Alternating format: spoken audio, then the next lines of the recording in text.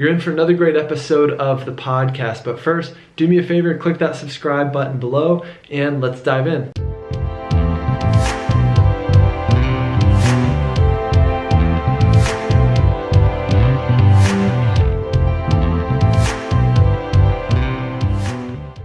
All right, guys, welcome back to the show. I'm bringing on a very special guest today. He is my wedding photographer. How you doing, John? How's that for an introduction? That was great. I was curious to see how you were going to introduce me, if there was going to be some big buildup, or if you were going to say that I was your wedding photographer, or just I brought on a small business owner. I'd like to say you're just my wedding photographer, because I will say that even after the wedding, Kat and I did have this weird like jealousy thing. We saw you going off and shooting other weddings, and we were like, oh, so he's moved on. He's moved on. That was quick. I thought maybe he would wait more than 2 weeks, but yeah, apparently not. Or more than the next weekend. You were like off to some other tropical land.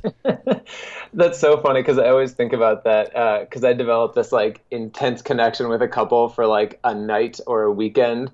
And then like the next day when I get back to my office, I have to immediately email other clients about like, and now we have to make that connection next weekend. And I sort of have to move on, and it hurts a little bit to move on.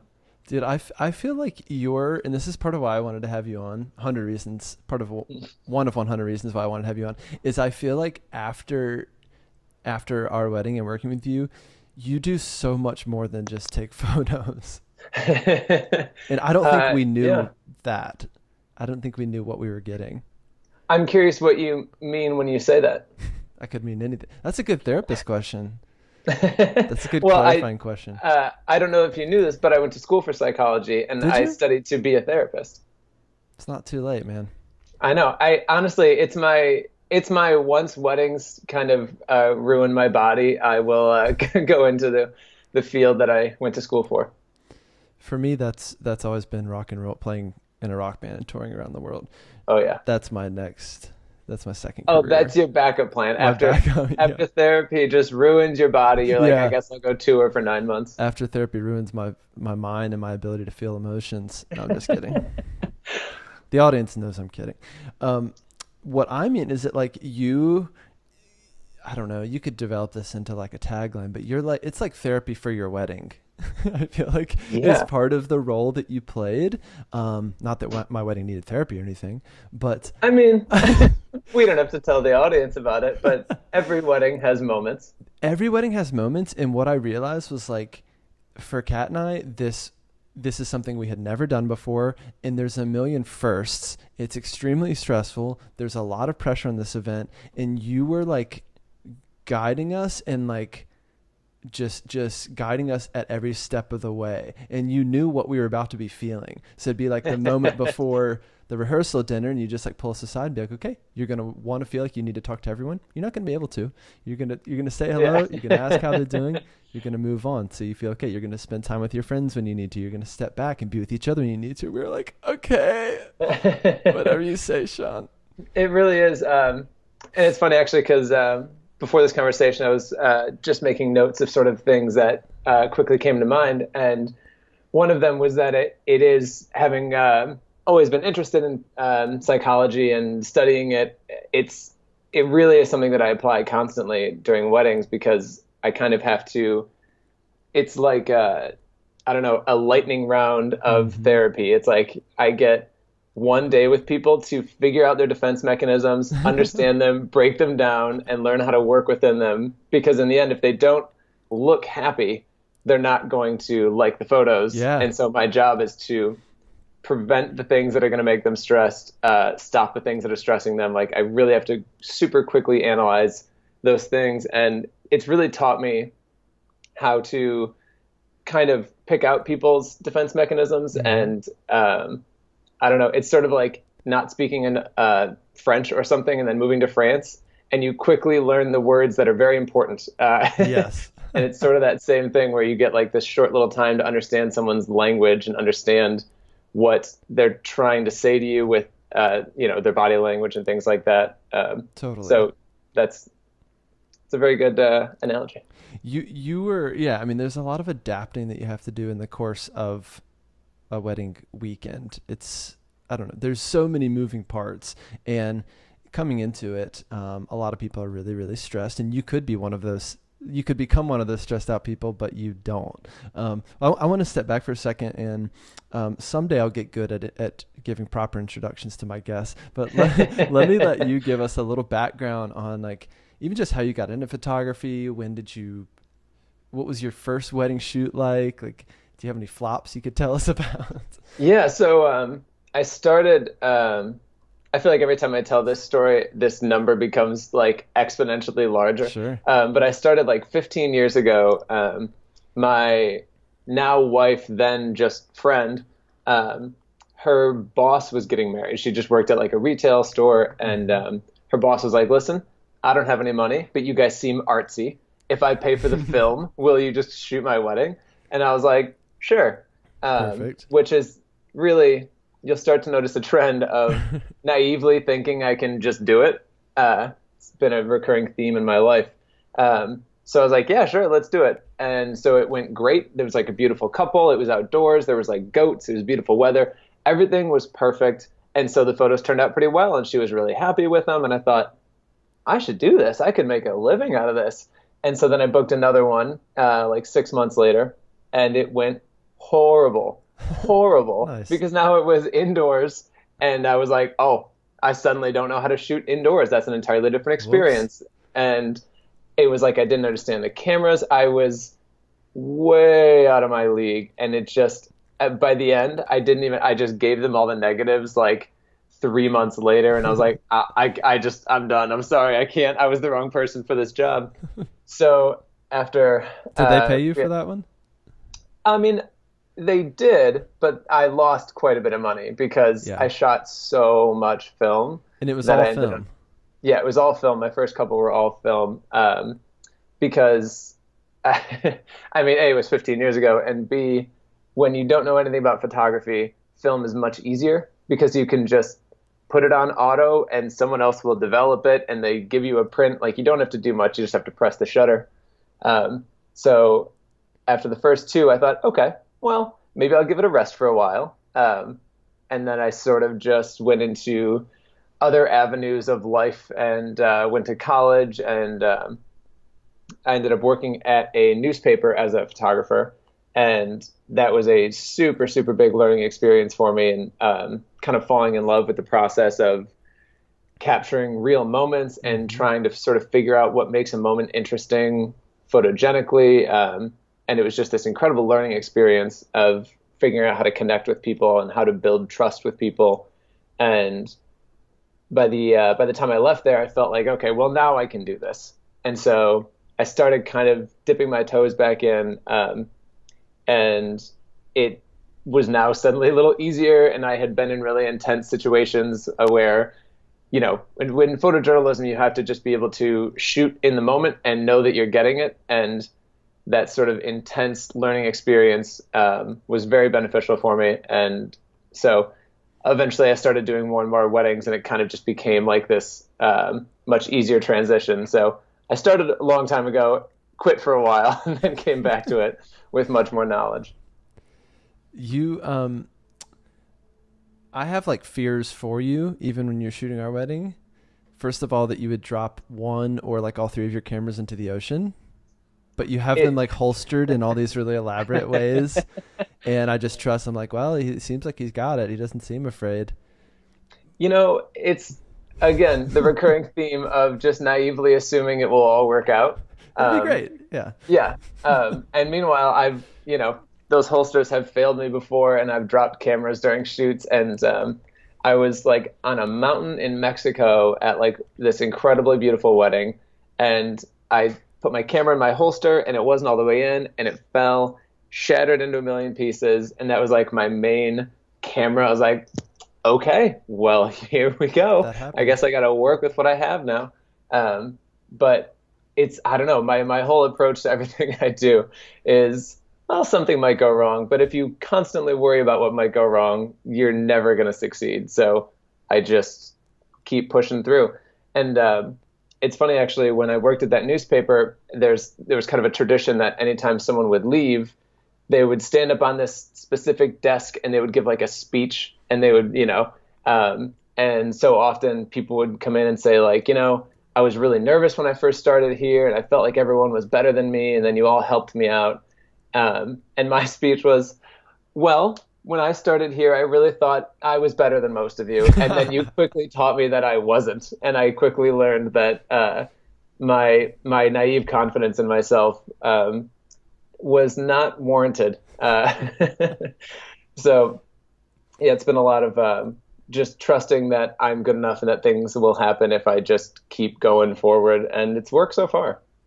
I actually think that's a great mentality for all business owners. There's a lot of like, I don't know. There's a lot that can and will go wrong, right? There's a lot of things that will break, and especially when you're dealing with humans, things are going to happen. People are going to have feelings. We deal with people with difficult feelings, and I don't know. And you can't prevent everything that's going to go wrong, right? But having that mentality is like such a big part of being able to persevere or working through those moments. If you did, like after that first or after that second shoot, if you were to just be like, I suck at this, I'll never do this again, like I can't tolerate things not going perfectly every time, then you wouldn't be where you are today.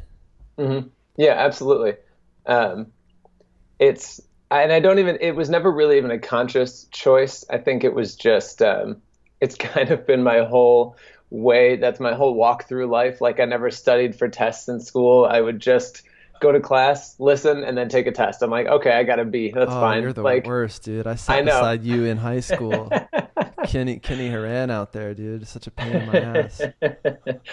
um, yeah, and I don't know. It didn't build great habits in me, and so now my whole career after that has been sort of forcing myself to have good habits because I never was the person that had them to begin with. Um, and that's probably been the biggest struggle for me as a business owner is just you can't just cut corners and you can't just not study for the test. You have to do all those things and you have to be the student that you never were. Totally. There's kind of two things I want to ask you about. One is kind of how did you develop your brand and how do you continue to develop your brand and differentiate yourself in what is inevitably a pretty saturated market, right? It seems like people, even since Kat and I went through our search process to find a photographer, everyone's becoming a wedding photographer now. And Yeah. part of that, like part of that might have a lot to do with technology and the evolution of digital cameras, or there's probably like an iPhone wedding photographer out there that's like, I will take all of your wedding photos on my iPhone and it'll be Yeah. trendy somehow. Like they will only be Yeah. posted to Instagram. But in in a saturated market, like how did you start to develop this brand of yours and how do you continue to differentiate yourself? And then the next part, also want to hear about like this kind of customer experience, this customer journey that you kind of take people through during the course of working with them. So let's talk about your brand first. The brand thing is, it's interesting because when you first start, it's like you don't really have a direction, or at least, I don't know, speaking more personally, I didn't really have a direction. I just liked the experience of taking a picture that I thought was really beautiful. Yeah. And then I sort of learned to love the experience of connecting with a person when I was working at the newspaper and sort of attaching those things. But when I really started to do weddings in earnest, it kind of, again, without even really thinking about it, it just stemmed from two things. A fear that it wasn't going to succeed. Yeah. And so I sort of started with just work so much harder than you think you need to, because That's great. not a lot of people do this for a living. And if you're really going to do it, you can't just kind of do it. You've got to really do it. And so that really was like a really motivating factor to determine how I interacted with clients and what my brand was. Mm-hmm. And it's really it sort of has stayed that way for a while. Even to this day, my whole business model is built around making sure that the client is 100% taken care of first, and I'm taken care of second, which you know, I don't know if it's the right way to do it, but I think in a saturated market, and just in anything, I've always felt like you can't start by worrying about the money. You have Mm-hmm. to start by worrying about the client, and the money will happen. Like I always told myself that. Again, I don't know why. I didn't go to business school. I went Dude, like that's that. brilliant. It was just a thought that I always had that it if you worry about like, oh, should I need to charge a little more for this and a little more for this, like if I was a salesman about it, I was never going to succeed because people can just see right through it. And that's kind of the other thing that determined what my brand was in a lot of ways. It's so much about that experience. And so a lot of photographers will sort of start with, how do other photographers charge? And so they'll start based on just what someone else does instead of Totally. what their end goal is or what the result they're trying to achieve is. So where most photographers will do like, well, we can do 6 hours, 8 hours, or 10 hours. And if you want another photographer there, it's this much. And everything is this process of trying to convince someone to spend more on each item. And I just felt like from the outset, that was a terrible way to interact with a client because they're hiring me for something they've never been through before. And so I'm telling them, Totally. I'm relying on you to make the right choices, even though you've never done it and I have. Like and because when I started out, I did have moments where I would do packages or hourly, and I would just watch people make bad decision after bad decision after bad decision, and I would have to try and convince them, like, well, I think you should do this. But now they're like, is he trying to sell me on something or is he being Right. honest with me? And so my business was really just, okay, I'm not going to do hourly. I'm just going to start by including everything I think people would want, like everything I would want if I got married tomorrow. And so that's been such a big part of my brand is even though it's a very visual world and there's a Yeah. big visual element to it, I had to start with sort of being the client and not thinking of it as a business person trying to start a business, but instead as a potential client. What Yeah. would I want? What are the things that would make me feel more at ease? And so if I included everything that I felt like they needed in order to be taken care of, then I just felt like people will appreciate it. They will feel taken care of. They will trust me. It will build these long-term relationships and people will see my hard work on the wedding day and they will hire me for their weddings. Like that's just such a big part of it, even to this day, is that interaction because, I'm with people so long on their wedding days, 10 to 15 hours. Like they're going to see me for longer than they see their bride or groom. Yeah. So it has to be so much about that experience. So in a lot of ways, that's the biggest element of my brand that I continue to really stick to is making sure that experience stays there. I can't tell you how wonderful of a parallel this is to therapists. Good. Because most therapists, I think if you were to ask us about our brand, we would talk about things like, well, my logo is pink and purple and my this and that, and I'm trained in CBT and DBT and ACT and mindfulness and all these things. And we just go, that's how we primarily think about our business and our brand is let me describe all the features of me and why I'm the best. And if you were to come out the gate and do that, even in developing your business, you would lose people, right? Mm-hmm. You'd lose people right away. So I feel like that you started by thinking about what do clients want, but also I feel like you thought about problems in your industry. Because that was another thing that we realized in this process was, I mean, it's like one of those things I don't know. It's like when you make a big purchase and then the company is like, I don't know. People don't like being nickel and dime for things.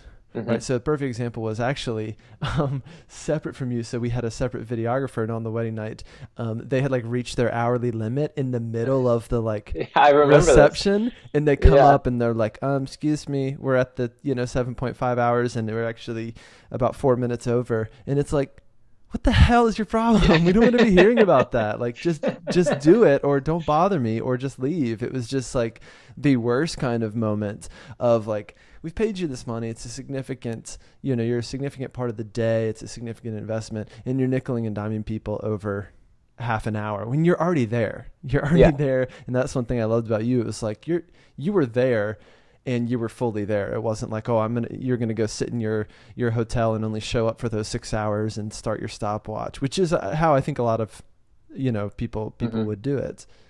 I agree, and I Yeah. feel like that is it's very common, and it always just frustrates me because I feel like my whole process, even like in interacting with clients and just in my process on the wedding day and like in the specifics of how I shoot, is eliminating the things that aren't helping me achieve my goal.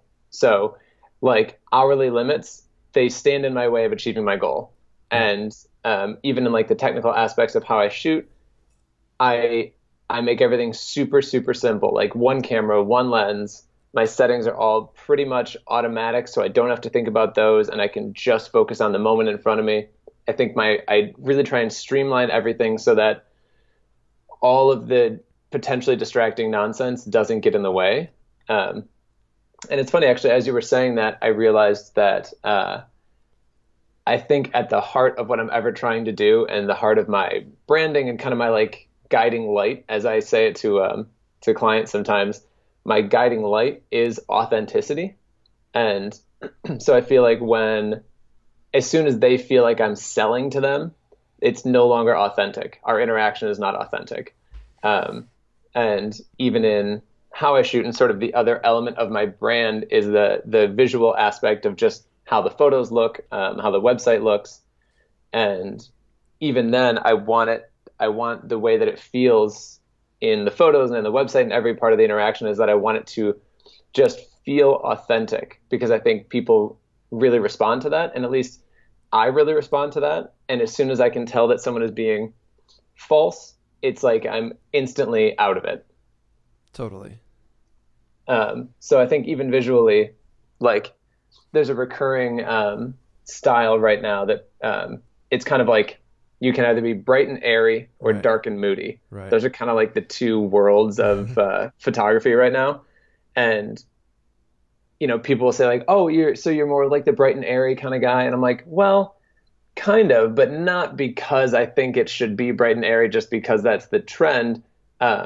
It's like I want the end result to be light and warm and like it should reflect the emotions that you want to feel when you look back on your photos. Hmm. And I think when people take that sort of dark and moody approach, it's just doesn't that's not how I want to feel about my wedding day. I don't want to look back on it and feel like, oh, it was a sullen, morose day. Yeah. Like it should feel, I don't know, sort of impossibly perfect, Yeah. and like it should have that I don't know, an air of warmth to it. So even then, in terms of branding, I think it starts with like, what is your guiding light? What are you trying to Hmm. create? What emotions are you trying to create in the Right. client? And I think maybe that's what it really comes down to. So if a new potential client reaches out and asks you like what's your style, do you go into describing it or how do you kind of answer that question? Um, it's a tricky question, actually. When people ask that, I'm never because I think sometimes people have different ideas of what they're expecting Yeah, you to say, and I'm like, they're mostly not photographers. yeah, and I'm like, is there like a list of categories that I should be picking from? So I tend to tell them that I start from a place of that I want everything to feel real and natural and authentic, and sort of starting there. And also the other part of my style is that when I was working in a newspaper, I really wanted everything to be pretty, but it kind of couldn't be. Like photojournalism is very rarely pretty. It's Hmm. usually kind of messy and dirty, and Hmm. it always kind of Utilitarian. bothered me. Yeah. Hmm. So like you could tell beautiful stories, but the images themselves tended not to be as beautiful. And then I moved into sort of like portraiture, and I could make everything beautiful, but they weren't meaningful and they weren't like real emotional moments. It was kind of like you could get one or the other. Um, and so I think my style in terms of how I approach that is that I want to combine those things where I want it to be visually appealing because it's such a visual medium, but then also the visual appeal all just comes back to that I want it to feel warm and nostalgic, like I want it to elicit an emotion in the client. Totally. There's in terms of actually guiding the process once you're there, once you're shooting, um, again, I'm like very I'm very tickled, as my mother would say, about all the parallels between what you do and what therapists do. It's like I'm tickled by that as well, and I'm I'm just glad very that tickled. not to name drop, but I'm glad that Vicky feels that way, or Good, that she would good. feel that way. Yeah, you're like my family are like raving fans for life. And actually, even though you mentioned before the show, you don't have a lot of recurring customers. You did after our wedding shoot That's true. for my sister and her husband and their little boy. So, what was I going to say? So, I had headshots done maybe a year ago or so, and it's a tricky thing, I think, for therapists. It was some of it's for my therapy practice, some of it was just kind of for my personal brand. And something that struck me was there's this balance between being directive and being kind of non-directive, right? And again, this is the exact same for therapists. This is a big question in the philosophy of like, how do you guide people in therapy? Do clients know how to use therapy? Or do we need to show them to some extent, right? Some people are way on the non-directive end, which that come in, they go, just do whatever you want, client. Just sit there and be with your feelings, and I'll just sit here and be with my feelings. And that works for some, but then other people leave therapy and they go, well, that wasn't helpful. Yeah. And that was really expensive. Other therapists are overly directive and they're overly rigid, right? So I think most therapists will agree it's both and. It's not either or, it's both and. But I had my own experience getting headshots where I actually wanted more direction. I was working with this photographer and I'd be standing there doing weird poses that I was like, this is going to look weird, but I don't know what else to do with my weird body. And, and he'd be like, just do whatever, man. Just do whatever. And then sure enough, like, yes, some of the photos turned out really well, but then others, I'm like crossing my arms like this under my armpits and I have my thumbs up. And of course, Kat sees these photos and she's like, you look like you're giving 2 thumbs up under your coming out of your armpits. Yeah. And like there's no way to crop those thumbs out now. And it's otherwise a really good photo. So then we go back and I'm like, okay, I actually needed more direction. I was asking because it's like this is not the kind of thing I do every day. So you need some level of direction, but also you don't want to get people feeling like, oh, I'm not good at this, or I can never, Sean's asking me to do this like pirouette and I can't quite do that. So how do you strike that balance with, again, given that people often they don't know how to pose, and you also are, you're dealing with the stress that they're already bringing into the day, to the moment, to their in-laws, whatever. Yeah. It's always the in-laws.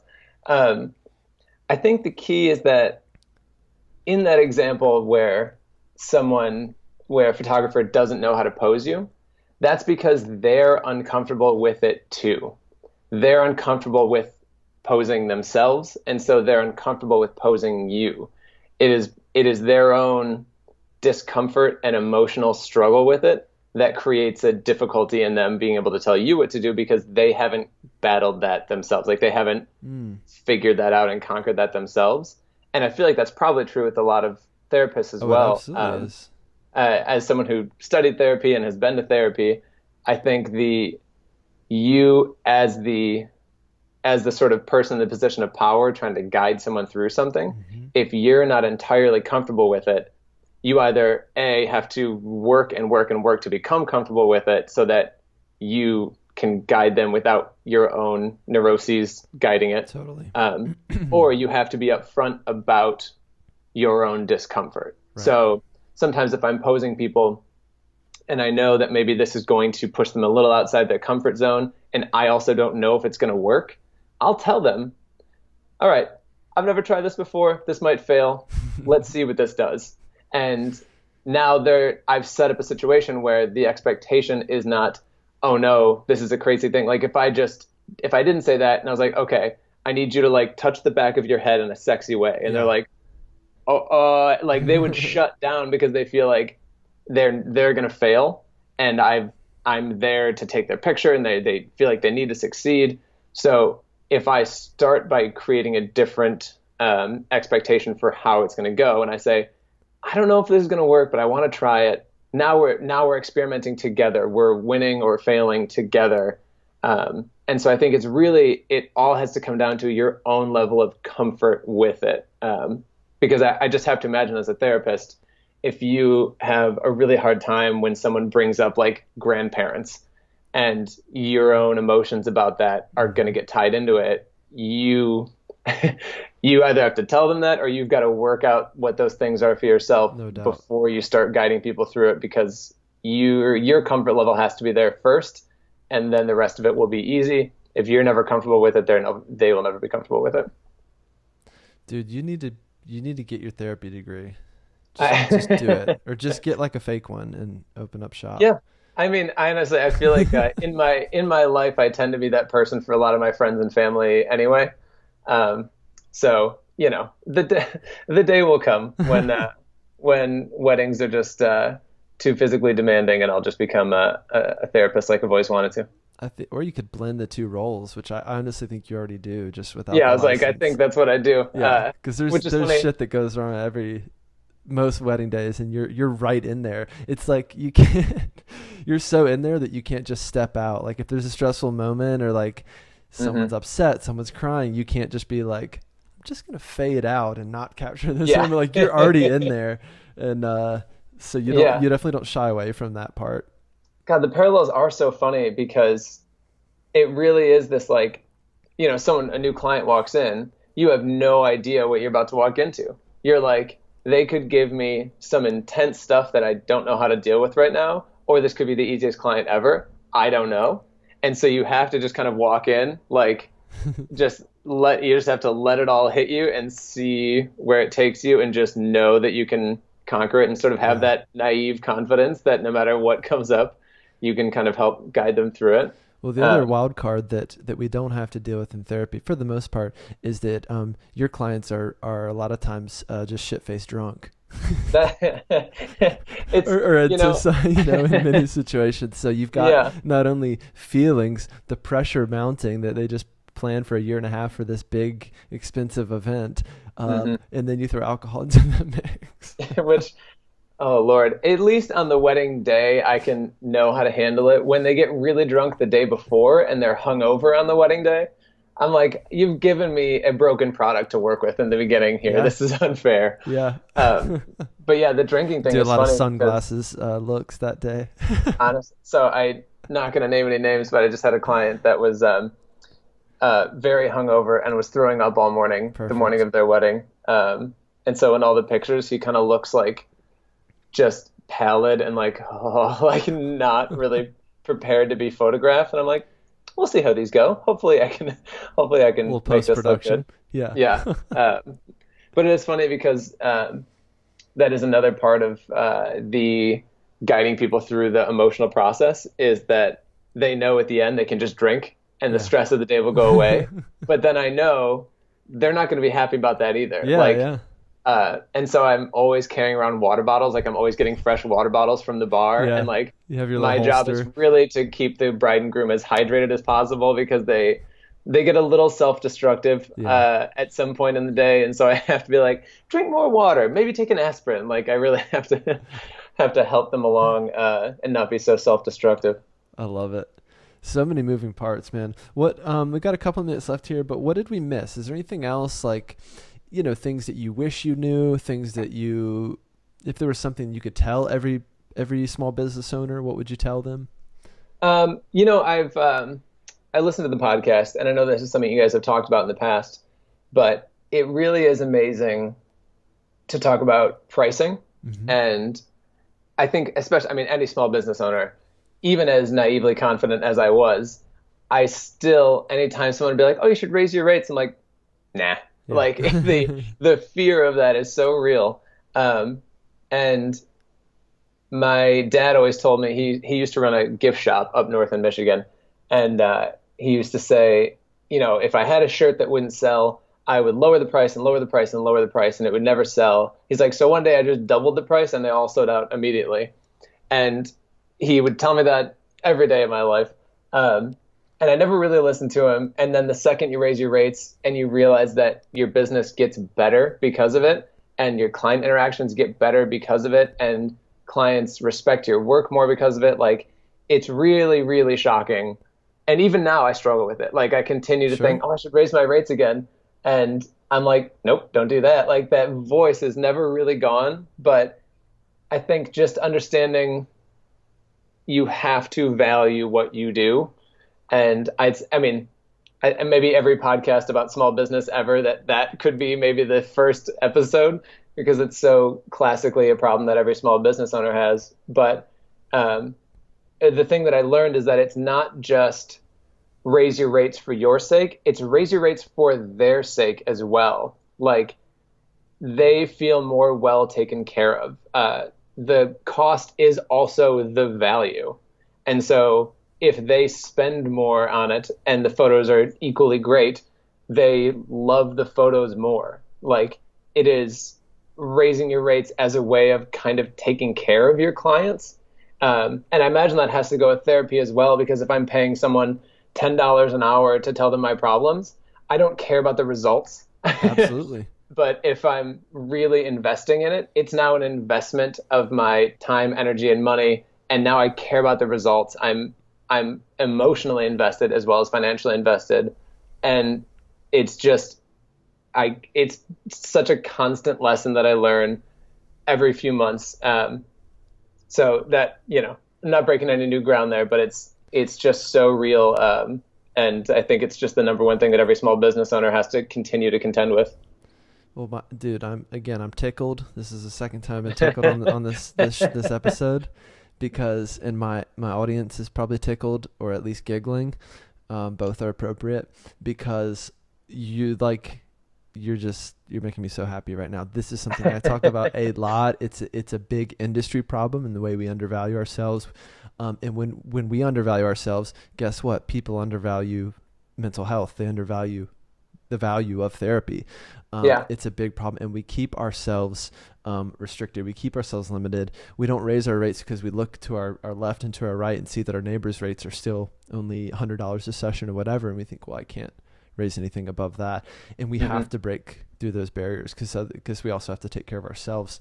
But yeah, I mean, you nailed it. All those reasons, so true, and just so poignant for therapists in particular. So I feel like therapists and wedding photographers need to hang out more often.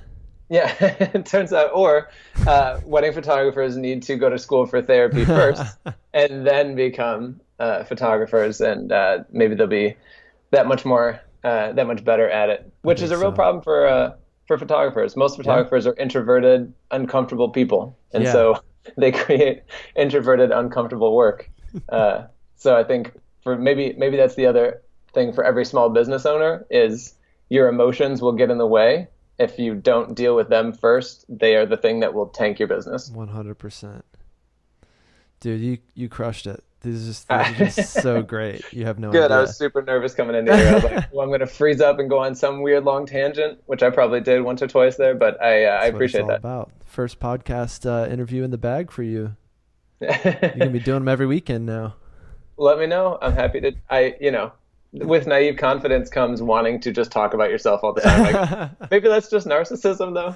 We have to have an ounce of it. I mean, the first episode of this entire show was about narcissism, embracing your inner narcissist, and using video to promote your practice. I can't even talk, but yeah, there's an ounce of that we have to have in order to promote ourselves and sell ourselves, because we have to believe we have something valuable to offer. We have to believe it's worth what it's worth, and that it's going to change people's lives. If you don't believe that, your business is not going to go very far. You can fiddle with all these other parts of your business, your marketing, your website, and all this stuff. But like, if you don't believe in yourself and the thing you're providing, and that it's important for people's lives, it's going to go nowhere.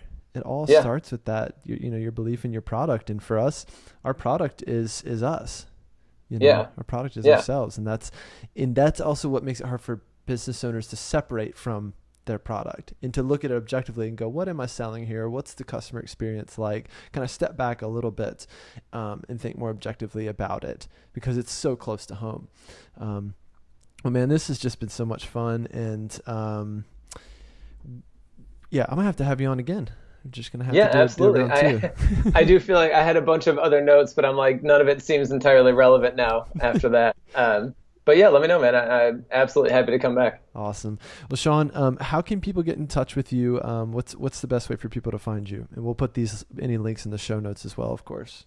Absolutely. Well, one of the things I was going to chat about, maybe that'll be another topic another time, is Instagram is king for anyone in a visual medium. Sure. So, I mean, I have a website. Find me on there. It's SeanCookWeddings.com, SeanCook weddings with an S.com.